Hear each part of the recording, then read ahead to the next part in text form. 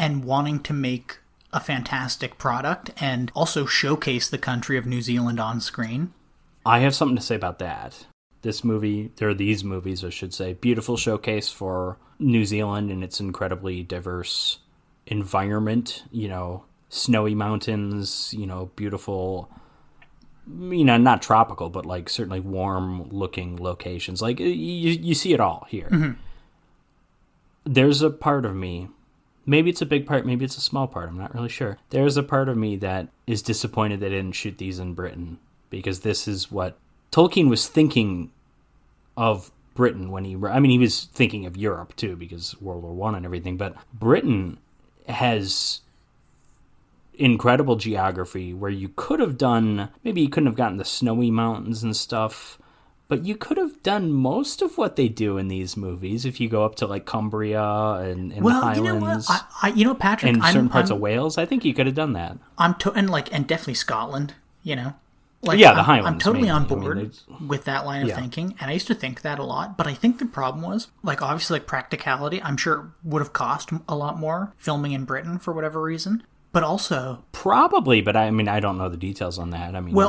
But you had Peter Jackson, Fran...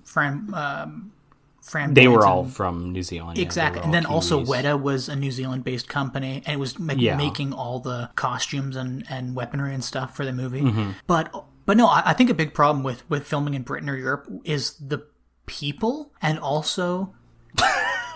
It's the French. It's always the French. It's always the French. But it's also like there's just too many people, too many towns. You'd have to CGI out towns, whereas like a place like this is literally just a vast plain with a mountain New range. Zealand's more remote. That's true. Yeah. But then also on top of that... That is true. If you put the Matterhorn in your fucking movie, people will be like, oh, I know exactly what that is. That's the Matterhorn. That's the Swiss Miss logo. Yeah. But you put New Zealand in a movie, most people, I'm positive most people in the late 90s, early 2000s never really thought about New Zealand once.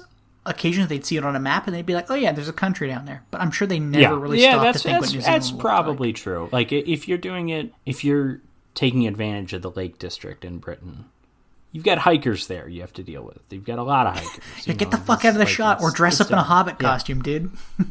Yeah. Listen, you could be a wizard or an orc, unless you want to work with our forced perspective team. Oh, you have a kid? Great, he can be a hobbit. Yeah, great, he can be a stunt double. But yeah, I don't know. I think New Zealand. Oh, your kid has a beard. Perfect. Well, just throw a dwarf costume on him. Does he like John Rhys Davies by any chance?